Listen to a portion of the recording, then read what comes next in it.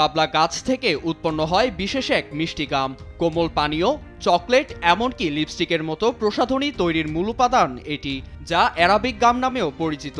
বাজারে গুণাগুণ ভেদে 1 টন গামের মূল্য হতে পারে $৫,০০০ পর্যন্ত।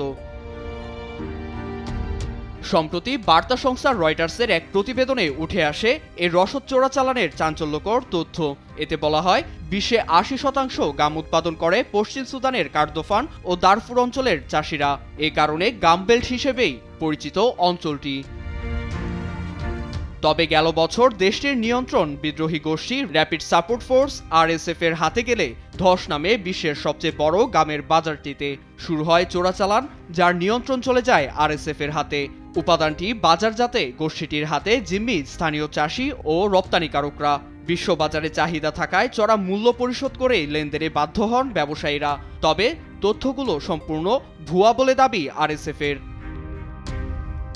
রয়টার্স জানায়, কৃষক হতে সংগৃহীত গাম খার্তুম অঞ্চল থেকে ট্রাকে করে লোহিত সাগরের পোর্ট সুদানে নেওয়া হতো, যা সুয়েজ খাল হয়ে ছড়িয়ে পড়ত বিশ্বে। তবে যুদ্ধের পর বর্তমানে RSF নিয়ন্ত্রিত পশ্চিম কার্দোফান ও সাউথ সুদানের সীমান্তবর্তী অঞ্চল থেকে পাচার হচ্ছে উপকরণটি। একটি রপ্তানিকারক প্রতিষ্ঠানের দাবি, কেনিয়া, চাদ ও দক্ষিণ কোরিয়ার রাজধানী জুবা হয়েও পাচার হচ্ছে অ্যারাবিক গাম। চোরাচালান নিয়ে রয়টার্সের প্রশ্ন এড়িয়ে গেছে দক্ষিণ সুদানের তথ্যমন্ত্রী, এমনকি মুখবন্ধ বাণিজ্য মন্ত্রীরও। নীরব দাস, নিউজ ডেস্ক, দেশ টিভি।